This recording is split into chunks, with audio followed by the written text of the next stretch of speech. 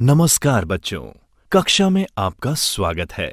आज हम जानेंगे ऑनलाइन बैंकिंग के लाभ के बारे में, यानी बेनिफिट्स ऑफ ऑनलाइन बैंकिंग।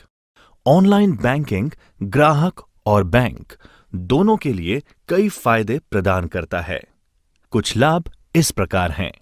कहीं भी किसी भी समय बैंकिंग, यानी 24/7 बैंकिंग। ट्रांजैक्शन पर कम लागत या सामान्य लागत में कटौती, कम समय की लागत, बहुत सुरक्षित, पैसे तुरंत और सही जगह स्थानांतरित, घर से बैठे बैठे यूटिलिटी बिल भरना और कई अन्य सेवाओं का लाभ लेना। ऑनलाइन बैंकिंग के माध्यम से सेवाएं, सर्विसेज थ्रू ऑनलाइन बैंकिंग। आज बैंक की लगभग सभी सेवाएं जो कि पारंपरिक बैंकिंग के साथ उपलब्ध हैं, उन्हें ऑनलाइन बैंकिंग के माध्यम से भी एक्सेस किया जा सकता है।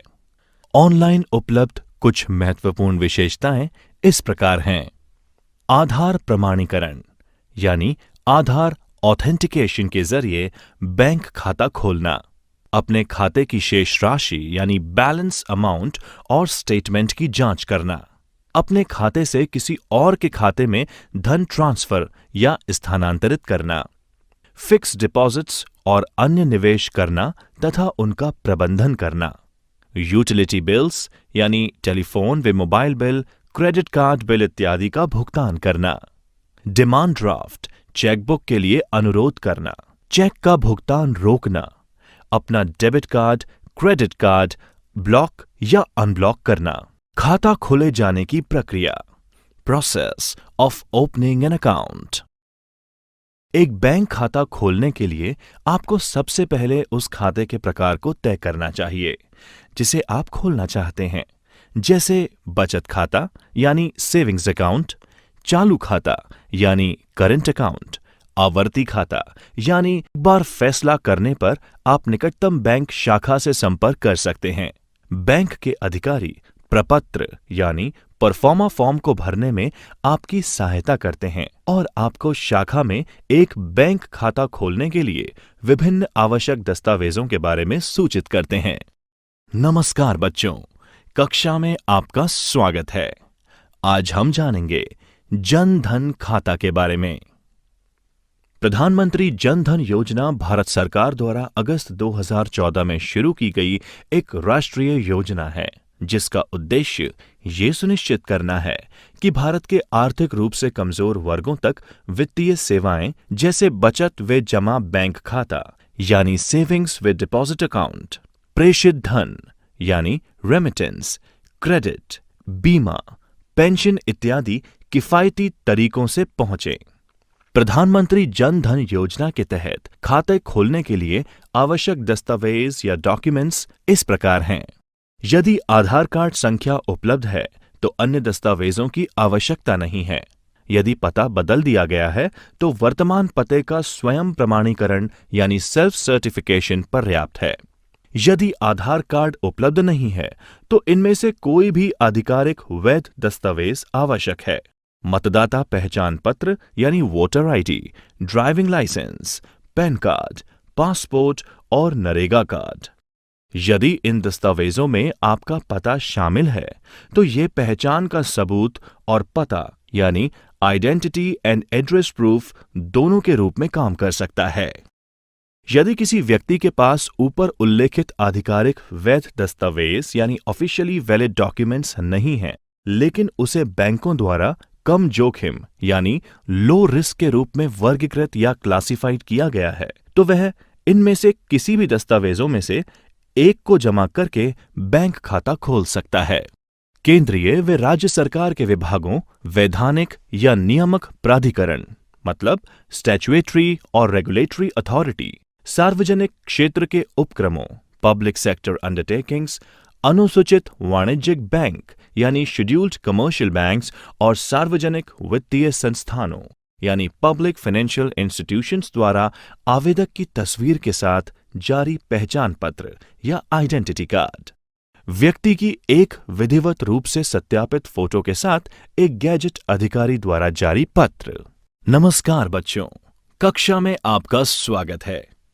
आज हम जानेंगे ऑनलाइन या डिजिटल भुगतान पद्धतियों के बारे में और उनके प्लेटफॉर्म्स के बारे में।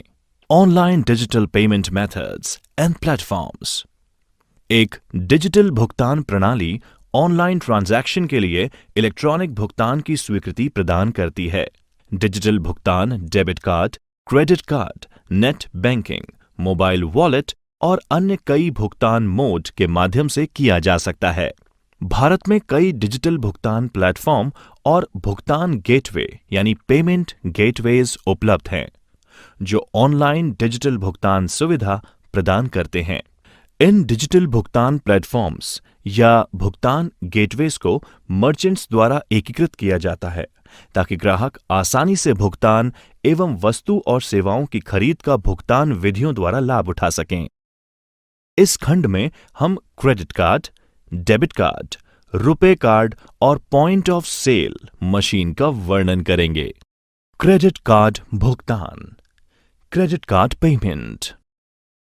क्रेडिट कार्ड एक छोटा सा प्लास्टिक कार्ड है जो किसी बैंक या किसी वित्तीय संस्था द्वारा जारी किया जाता है, जिससे धारक सामानों या सेवाओं को क्रेडिट पर खरीद सकते हैं। ये इलेक्ट्रॉनिक पैसे का सबसे आसान रूप है जो उपलब्ध है और आज अंतर्राष्ट्रीय स्तर पर इसका व्यापक रूप से उपयोग किया जाता है। भुगतान करने के स्टेप्स टू पे online with a credit card. भुगतान करते समय आपको अपनी भुगतान विधि या पेमेंट मेथड के रूप में क्रेडिट कार्ड चुनने की आवश्यकता होगी। आपके द्वारा उपयोग किए जा रहे क्रेडिट कार्ड को चुनने का विकल्प भी होगा, जैसे visa, Mastercard, discover, American express आदि। यदि आपका क्रेडिट कार्ड प्रकार बॉक्स में सूचीबद्ध या लिस्टेड नहीं है, तो मर्चेंट उस प्रकार के क्रेडिट कार्ड को स्वीकार नहीं करता। विवरण दर्ज करने से पहले आपको ये सुनिश्चित करना होगा कि एड्रेस बार में एक लॉक प्रतीक और HTTPS है। HTTPS का अर्थ हाइपरटेक्स्ट ट्रांसफर प्रोटोकॉल सिक्योर होता है। लॉक और HTTPS सुनिश्चित करते हैं कि जिस वेबसाइट का आप उपयोग कर रहे हैं वह सुरक्षित और सत्यापित है। अपना नाम दर्ज करें, जैसे आपके क्रेडिट कार्ड पर दिखाई देता है। ये सत्यापित करने के लिए कि आपने अपना नाम सही ढंग से दर्ज किया है, क्रेडिट कार्ड को देखें। इसके बाद अपनी क्रेडिट कार्ड की जानकारी दर्ज करें। Credit card number.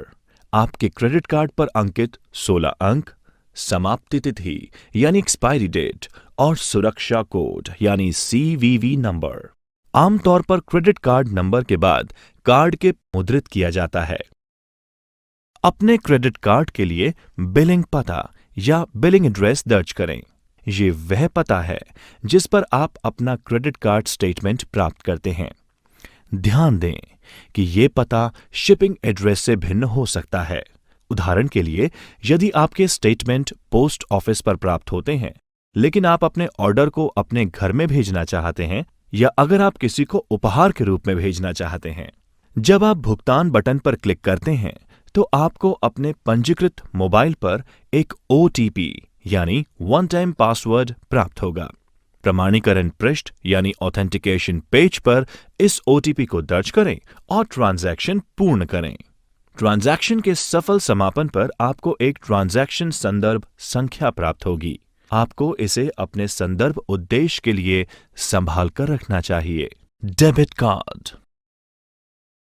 एक डेबिट कार्ड, जिसे बैंक कार्ड या चेक कार्ड भी कहा जाता है, एक प्लास्टिक का भुगतान कार्ड होता है जिसका इस्तेमाल खरीदारी करते समय नकदी के बजाय किया जा सकता है। ये एक क्रेडिट कार्ड के समान है, लेकिन क्रेडिट कार्ड के विपरीत कोई ट्रांजैक्शन करते समय धन सीधे आपके खाते से ही डेबिट हो जाता है। एक डेबिट कार्ड से ऑनलाइन भुगतान करने के स्टेप्स टू पे online with a debit card. सुनिश्चित करें कि आपके खाते में पर्याप्त पैसा है। मर्चेंट वेबसाइट आपको भुगतान विधि या पेमेंट मेथड चुनने के लिए कहेगी। आपको अपनी भुगतान विधि या पेमेंट मेथड के रूप में डेबिट कार्ड चुनने की आवश्यकता होगी। कुछ मामलों में मर्चेंट वेबसाइट आपको भुगतान गेटवे या पेमेंट गेटवे पर रीडायरेक्ट करती है। विवरण दर्ज करने से पहले आपको ये सुनिश्चित करना होगा कि एड्रेस बार में एक लॉक प्रतीक और HTTPS है। HTTPS का अर्थ हाइपरटेक्स्ट ट्रांसफर प्रोटोकॉल सिक्योर होता है। लॉक और HTTPS सुनिश्चित करते हैं कि जिस वेबसाइट का आप उपयोग कर रहे हैं वह सुरक्षित और सत्यापित है। अपना कार्ड नंबर और CVV या CVC2 नंबर दर्ज करें।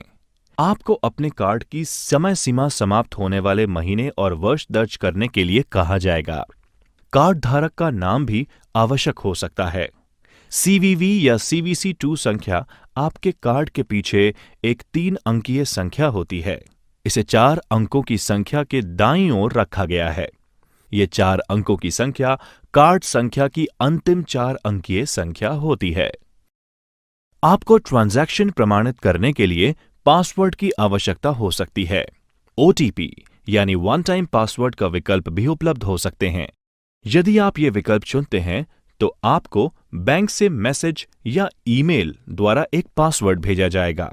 पासवर्ड केवल एक बार उपयोग किया जा सकता है और ये केवल सीमित अवधि के लिए ही वैध रहता है। आप अपने बैंक से ट्रांजैक्शन के सफल समापन पर ट्रांजैक्शन अपडेट प्राप्त करेंगे। आपको द्वारा दिए गए भुगतान के साथ किसी भी तरह के मामले में ये उपयोगी हो सकता है। नमस्कार बच्चों, कक्षा में आपका स्वागत है। आज हम जानेंगे रुपए कार्ड पेमेंट के बारे में। रुपए और पेमेंट का एक संयोजन या कॉम्बिनेशन है। ये भारत के राष्ट्रीय भुगतान निगम यानी NPCI national payment corporation of India के द्वारा बनाया और लॉन्च किया गया है। ये कार्ड डेबिट कार्ड का एक भारतीय संस्करण है। ये देश में भुगतान प्रणालियों के एकीकरण के इरादे से बनाया गया है। रुपए डेबिट कार्ड से ऑनलाइन भुगतान करने के स्टेप्स टू पे online with a RuPay debit card. Merchant website पर जाएं और रुपए डेबिट कार्ड का उपयोग करने के लिए वेबसाइट पर कोई उत्पाद करने के बाद पेमेंट पेज पर जाएं और भुगतान विकल्प के तहत भुगतान मोड के रूप में रुपए डेबिट कार्ड चुनें। विवरण दर्ज करने से पहले आपको यह सुनिश्चित करना होगा कि एड्रेस बार में एक लॉक प्रतीक और HTTPS है। HTTPS का अर्थ हाइपरटेक्स्ट ट्रांसफर प्रोटोकॉल सिक्योर होता है। लॉक और HTTPS सुनिश्चित करते हैं कि जिस वेबसाइट का आप उपयोग कर रहे हैं वह सुरक्षित और सत्यापित है। प्रथम ट्रांजैक्शन, फर्स्ट ट्रांजैक्शन। इसके लिए पंजीकरण आवश्यक होता है। पहला ऑनलाइन ट्रांजैक्शन करने से पहले कार्ड धारक को ई-कॉमर्स के लिए सक्षम करने के लिए अपने रुपए कार्ड को पंजीकृत करना होगा। कार्ड धारक को भुगतान स्क्रीन या पेमेंट स्क्रीन पर सभी उचित रुपए कार्ड विवरण दर्ज करने होंगे, जैसे कि कार्ड नंबर, समाप्ति तिथि और CVV2, जो कि कार्ड के पीछे के 3 अंक हैं। बैंक के साथ पंजीकृत कार्ड धारक के मोबाइल नंबर, ईमेल ID और एक OTP यानी वन टाइम पासवर्ड भेजा जाएगा। ग्राहक OTP की वांछित प्राप्ति के लिए विकल्प या तो मोबाइल नंबर या ईमेल ID का चयन कर सकते हैं। ग्राहक को बैंक के साथ पंजीकृत मोबाइल नंबर या ईमेल ID पर प्राप्त OTP दर्ज करना होगा। कार्ड धारक को OTP द्वारा प्रमाणित करने के बाद कई चित्रों के मिश्रण का एक छोटा फ्रेम दिखाई देगा। कार्ड धारक को एक चित्र चुनना होता है। इस इमेज के बाद के सभी ट्रांजैक्शन के लिए याद रखना होता है। इसे पंजीकृत चित्र या रजिस्टर्ड इमेज के रूप में कहा जाता है। यदि कार्ड धारक पंजीकृत चित्र को भूल जाता है तो उसे पुनः पंजीयन करना पड़ता है। कार्ड धारक को एक वाक्यांश जो कि अधिकतम 40 वर्ण में पहचान के लिए याद रखना होता है। कार्ड धारक को एक स्वपरिवर्तनशील यानी स्क्रैम्बलिंग पिन पैड पेज दिखाया जाएगा। नमस्कार बच्चों, कक्षा में आपका स्वागत है। आज हम जानेंगे नेट बैंकिंग भुगतान के बारे में। नेट बैंकिंग पेमेंट आपके बैंक की इंटरनेट बैंकिंग सेवा का उपयोग भारत में सबसे लोकप्रिय भुगतान विधियों में से एक है। ये डेबिट कार्ड के द्वारा की गई खरीद के ही समान है। सिवाय इसके कि आप अपने इंटरनेट बैंकिंग खाते में लॉगिन करके भुगतान करते हैं। इस मामले में भी आपके द्वारा खरीदारी करने के बाद राशि तुरंत आपके बैंक खाते से काट ली जाती है। करने के स्टेप्स टू पे ऑनलाइन विथ नेट बैंकिंग। सुनिश्चित करें कि आपके खाते में पर्याप्त पैसा है। मर्चेंट वेबसाइट आपको अपने भुगतान विधि या पेमेंट मेथड के लिए पूछेगी। आपको अपनी भुगतान विधि या पेमेंट मेथड के रूप में नेट बैंकिंग को चुनना होगा। कुछ मामलों में मर्चेंट वेबसाइट आपको पेमेंट गेटवे पर पुनर्निर्देशित या रीडायरेक्ट करेगी। विवरण दर्ज करने से पहले आपको यह सुनिश्चित करना होगा कि एड्रेस बार में एक लॉक प्रतीक और HTTPS है। HTTPS का अर्थ हाइपरटेक्स्ट ट्रांसफर प्रोटोकॉल सिक्योर्ड होता है। लॉक और HTTPS सुनिश्चित करते हैं कि जिस वेबसाइट का आप उपयोग कर रहे हैं वह सुरक्षित और सत्यापित है। भुगतान पद्धति या पेमेंट मेथड के रूप में नेट बैंकिंग का चयन करते समय आपको अपने बैंक का चयन करने के लिए कहा जाएगा। ये आपका इंटरनेट बैंकिंग खाता है। फिर आपको भुगतान करने के लिए अपने बैंक की वेबसाइट पर पुनः निर्देशित किया जाएगा। अपने खाते में लॉगिन करने के लिए आपको क्रेडेंशियल्स यानी यूजर आईडी व पासवर्ड्स का उपयोग करना होगा। एक बार लॉगिन सफलतापूर्वक करने के उपरांत आपको अपनी राशि की पुष्टि करने की आवश्यकता होगी। अधिकांश वेबसाइट आपके भुगतान प्रक्रिया की सुरक्षा बढ़ाने के लिए अतिरिक्त प्रमाणीकरण के रूप में OTP यानी वन टाइम पासवर्ड का उपयोग करते हैं। OTP आपके बैंक खाते से पंजीकृत मोबाइल नंबर पर भेजा जाएगा। कुछ बैंक अतिरिक्त सुरक्षा और सुरक्षा सुविधाओं जैसे डेबिट कार्ड, पिन ग्रिड विवरण आदि भी पूछ सकते हैं। आप अपने बैंक से ट्रांजैक्शन के सफल समापन पर एक ट्रांजैक्शन अपडेट प्राप्त करेंगे। आपके द्वारा किए गए भुगतान के साथ किसी भी मुद्दे के मामले में ये उपयोगी हो सकता है। POS point of sale. Point of sale terminal यानी POS टर्मिनल एक इलेक्ट्रॉनिक उपकरण है जिसका इस्तेमाल खुदरा या रिटेल स्थानों पर कार्ड भुगतान प्रक्रिया में किया जाता है। एक POS टर्मिनल आमतौर पर सभी तरह के क्रेडिट और डेबिट कार्ड भुगतान की सुविधा देता है और ये इस प्रकार काम करता है। किसी ग्राहक के क्रेडिट या डेबिट कार्ड की जानकारी पढ़ता है। ये जांचता है कि ग्राहक के बैंक खाते में धन पर्याप्त है भी या नहीं। ग्राहक के खाते से विक्रेता के खाते में धनराशि स्थानांतरित करता है, ट्रांजैक्शन दर्ज करता है और रसीद यानी रिसिप्ट प्रिंट करता है। उपयोगी जानकारी। मेक पेमेंट पर क्लिक करने के बाद रिफ्रेश कभी भी ना करें, क्योंकि पेमेंट गेटवे की साइट पर सफलतापूर्वक भुगतान होने के बाद पेमेंट मर्चेंट की साइट को स्थानांतरित हो रहा होता है। त्वरित समीक्षा। रुपए कार्ड के संदर्भ में NPCI का पूर्ण रूप क्या है? एक क्रेडिट कार्ड क्या होता है? मोबाइल भुगतान, मोबाइल पेमेंट्स। मोबाइल भुगतान या मोबाइल पेमेंट आमतौर पर मोबाइल डिवाइस से या उसके द्वारा की जाने वाली भुगतान सेवाओं से संबंधित है। इन्हें mobile money, mobile wallet, digital wallet भी कहा जाता है और ये सेवाएं फाइनेंशियल रूल्स के तहत संचालित की जाती हैं।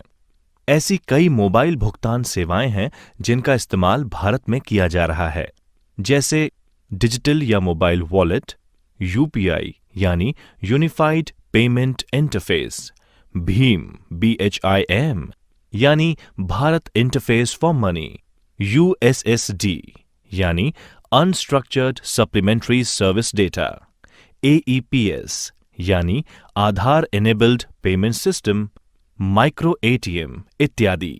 मोबाइल वॉलेट भौतिक वॉलेट यानी फिजिकल वॉलेट का डिजिटल समतुल्य यानी इक्विवेलेंट है, जिसमें हम पैसे रखते हैं।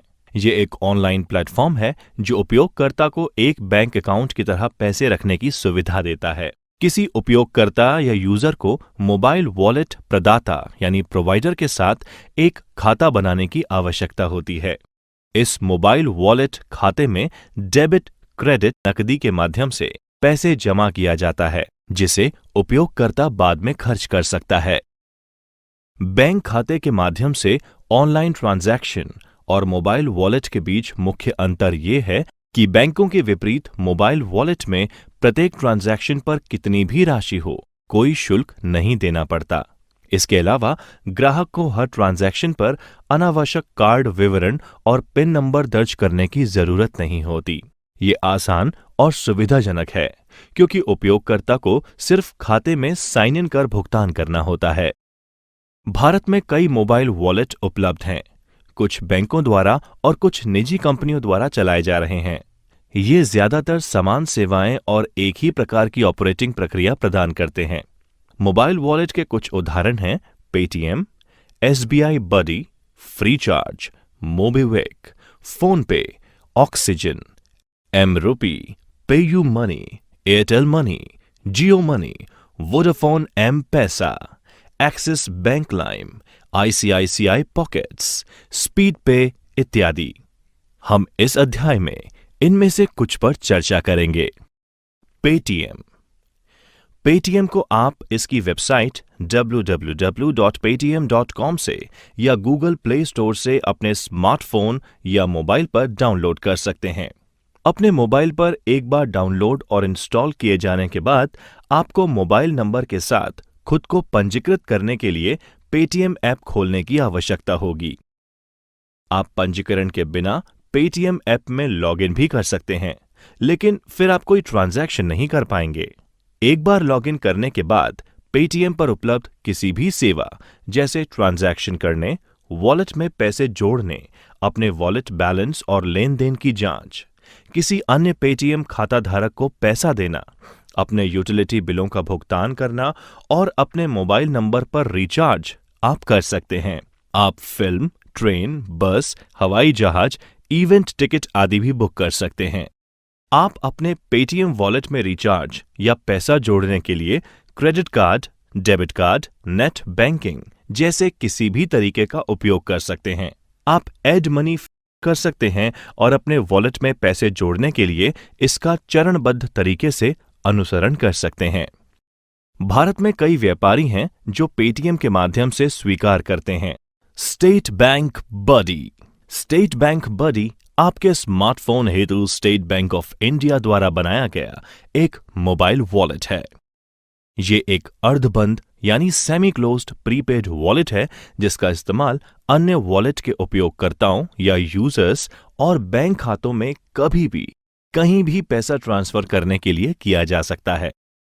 आप स्टेट बैंक बडी गूगल प्ले स्टोर पर खोज करके इस ऐप को डाउनलोड और इंस्टॉल कर सकते हैं। एक बार इंस्टॉल होने पर आप इसे खोल सकते हैं और अपना फेसबुक अकाउंट या मोबाइल नंबर का उपयोग करके खुद को पंजीकृत कर सकते हैं।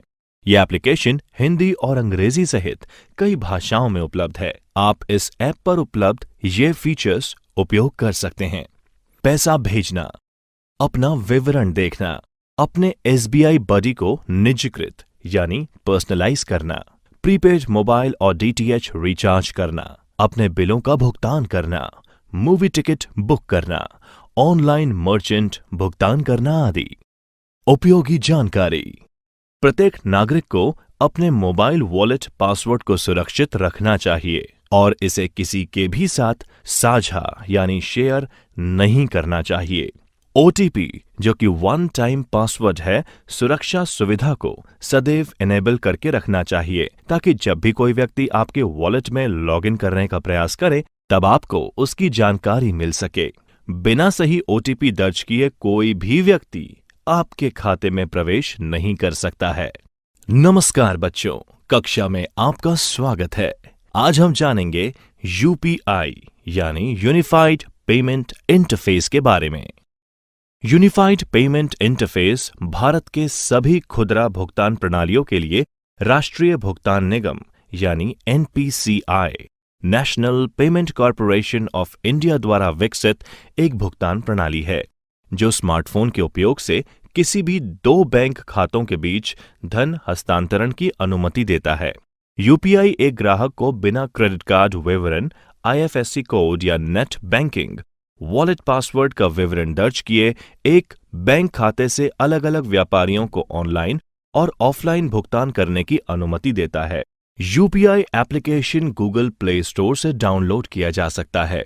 इस ऐप को इंस्टॉल करने के बाद आपको नाम, वर्चुअल आईडी यानी भुगतान का पता, पासवर्ड इत्यादि जैसे विवरण दर्ज करके अपना प्रोफाइल बनाने की आवश्यकता होती है। इसके बाद आप add, link, manage bank account विकल्प पर जा सकते हैं और वर्चुअल आईडी के साथ बैंक और खाता नंबर लिंक कर सकते हैं। आपको एमपिन यानी mobile banking personal identification number तैयार करना होता है, क्योंकि ये मोबाइल के माध्यम से किसी भी ट्रांजैक्शन के लिए आवश्यक होता है।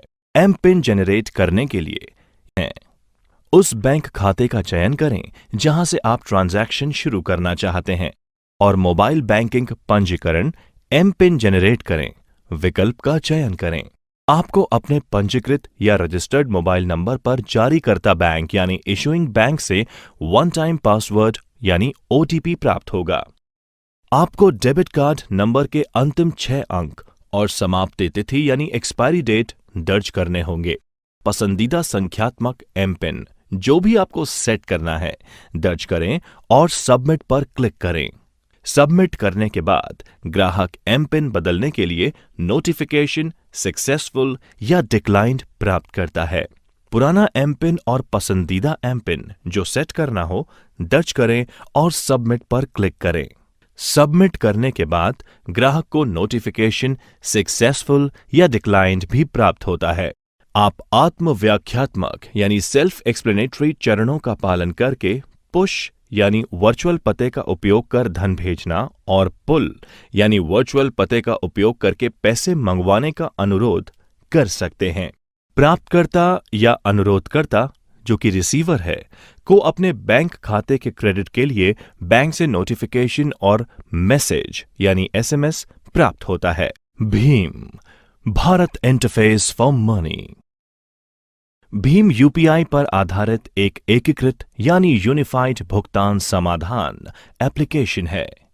यदि आपने अपने बैंक खाते पर यूपीआई आधारित भुगतानों के लिए साइन अप किया है जो आपके मोबाइल नंबर से भी जुड़ा हुआ है, तो आप डिजिटल ट्रांजैक्शन करने के लिए भीम ऐप का उपयोग करने में सक्षम होंगे। इसमें वे सभी भारतीय बैंक शामिल होते हैं जो तत्काल भुगतान सेवा के आधार पर बने प्लेटफॉर्म का उपयोग करते हैं और उपयोगकर्ता को ये अनुमति देते हैं। भीम ऐप का उपयोग करने के तरीके के बारे में हम यहां पर चरण दर चरण यानी स्टेप बाय स्टेप जानेंगे। एंड्रॉयड या आईओएस उपयोगकर्ता भीम ऐप की खोज प्ले स्टोर या ऐप स्टोर पर करके इसे डाउनलोड कर सकते हैं। एप्लीकेशन इंस्टॉल करें और अपनी भाषा चुनें। ऐप आपको एसएमएस के उपयोग से अपना फोन नंबर सत्यापित यानी ऑथेंटिकेट करने के लिए संकेत देगा। इसके उपरांत नेक्स्ट पर क्लिक करें और सत्यापन प्रक्रिया पूरी होने तक प्रतीक्षा करें। एक बार सत्यापन पूर्ण हो जाने पर 4 अंकों का पासकोड दर्ज करें। एक पासकोड सेट होने के बाद ऐप आपको अपने बैंक का चयन करने के लिए कहता है। एक बार बैंक का चयन करने के बाद ऐप आपको फोन नंबर का उपयोग करके आपके विवरण को स्वचालित रूप से उठाता है। प्राइमरी बैंक खाते का चयन करें जो आपके सभी लेनदेन यानी ट्रांजैक्शंस के लिए उपयोग किया जाना है। ऐप 3 विकल्प दिखाता है। सेंड यानी भेजें, रिक्वेस्ट यानी अनुरोध करें और स्कैन या पे यानी स्कैन या भुगतान करें। ध्यान रहे कि ट्रांजैक्शन केवल सत्यापित फोन नंबर्स के बीच ही संभव है। किसी को भी पैसे भेजने के लिए अपने फोन में वह नंबर और स्थानांतरित होने वाली राशि टाइप करें। ऐप आपको अपने एमपिन यानी mobile banking personal identification number को दर्ज करने के लिए कहेगी। आमतौर पर यह एक 4 या 6 अंकों का कोड होता है जो कि मोबाइल ट्रांजैक्शन को प्रमाणित करता है। इसी तरह आप अपने फोन नंबर का उपयोग करके किसी से धन मंगवाने का अनुरोध भी कर सकते हैं। तीसरा विकल्प स्कैन और भुगतान उपभोक्ताओं को एक क्यूआर कोड का उपयोग करके पैसे हस्तांतरित करने की अनुमति देता है, जो कि एक स्मार्टफोन या टैबलेट द्वारा डिकोड किया जा सकने वाला एक 2 आयाम एक फोन नंबर का एक क्यूआर कोड होता है जिसे होम स्क्रीन पर प्रोफाइल में देखा जा सकता है। यूएसएसडी ये सेवा बुनियादी सुविधा युक्त मोबाइल फोन यानी बेसिक फीचर फोन का उपयोग करके मोबाइल बैंकिंग ट्रांजैक्शन की अनुमति देता है। यूएसएसडी सेवाओं का उपयोग करने के लिए आपके पास इंटरनेट कनेक्शन या स्मार्टफोन होना आवश्यक नहीं है। यह सेवा अपने मोबाइल पर एक संख्या *99# डायल करके इस्तेमाल की जा सकती है, जो सभी दूरसंचार सेवा प्रदाताओं यानी टेलीकॉम सर्विस प्रोवाइडर्स में एक समान होता है और मोबाइल स्क्रीन पर प्रदर्शित इंटरैक्टिव मेन्यू से ये सेवा काम करती है। यह हिंदी और अंग्रेजी सहित कई भाषाओं में उपलब्ध है। यूएसएसडी में धन ट्रांसफर की एक सीमा होती है जो हर बैंक के लिए भिन्न होती है। ये सेल्फ सर्विस मोड पर चलता है और आपको ट्रांजैक्शन के लिए मोबाइल मनी पहचानकर्ता यानी MMID, मोबाइल मनी आइडेंटिफायर और एमपिन की आवश्यकता पड़ेगी। यूएसएसडी पर उपलब्ध कुछ सेवाएं हैं: बैलेंस पूछताछ, balance inquiry, mini statement, fund transfer, MMID जानें, एमपिन बदलें, OTP उत्पन्न करें। उपयोगी जानकारी: MMID यानी मोबाइल मनी आइडेंटिफायर पंजीकरण के बाद बैंक द्वारा जारी की जाती है। रेमिटर ग्राहक जो पैसा भेजना चाहते हैं और बेनिफिशियरी ग्राहक जो धन प्राप्त करना चाहते हैं। जो मोबाइल नंबर और MMID के माध्यम से इस इंटरबैंक फंड का हस्तांतरण करना चाहते हैं, इनके पास इस MMID का होना आवश्यक है। AEPS आधार एनेबल्ड पेमेंट सिस्टम, आधार सक्षम भुगतान प्रणाली। AEPS बैंक खाते से धन प्राप्त करने का एक तरीका है। धन प्राप्त करने की ये व्यवस्था ना तो आपके हस्ताक्षर और ना ही डेबिट कार्ड की मांग करती है। ये प्रमाणीकरण के लिए आधार डेटा का लाभ उठाती है। UPI और USSD की तरह ये भारत के राष्ट्रीय भुगतान निगम यानी NPCI की एक और पहल है। AEPS एक मशीन है जिसे माइक्रो ATM भी कहा जाता है। ये मशीन POS मशीनों के समान है जो क्रेडिट डेबिट कार्ड स्वीकार करते हैं। एकमात्र अंतर यह है कि इसमें किसी भी कार्ड के बजाय आपको अपने बायोमेट्रिक यानी आमतौर पर फिंगरप्रिंट का उपयोग करके अपने भुगतान को प्रमाणित करने की आवश्यकता पड़ती है। एक व्यापारी जिसे भुगतान स्वीकार करने की जरूरत है, वह आधार संख्या और राशि मशीन में मौजूद टच इंटरफेस का उपयोग करके दर्ज करेगा। ग्राहक को उसके फिंगरप्रिंट का उपयोग करके भुगतान को प्रमाणित करना होगा। ये राशि उस बैंक खाते से काट ली जाएगी जो ग्राहक के आधार संख्या से जुड़ी होती है और व्यापारी के बैंक खाते में जमा हो जाएगी। ये मोबाइल ऐप के रूप में भी उपलब्ध है ताकि व्यापारी फिंगरप्रिंट स्कैनर युक्त स्मार्टफोन का उपयोग AEPS के फायदे उठाने के लिए कर सकें। बैलेंस पूछताछ यानी बैलेंस इंक्वायरी, नकद निकासी यानी कैश विड्रॉल, ट्रांसफर यानी आधार एनेबल्ड फंड ट्रांसफर इस ऐप के जरिए की जाने वाली कुछ सेवाएं हैं। त्वरित समीक्षा: UPI का पूरा नाम क्या है? मोबाइल वॉलेट की कुछ विशेषताएं सूचीबद्ध करें।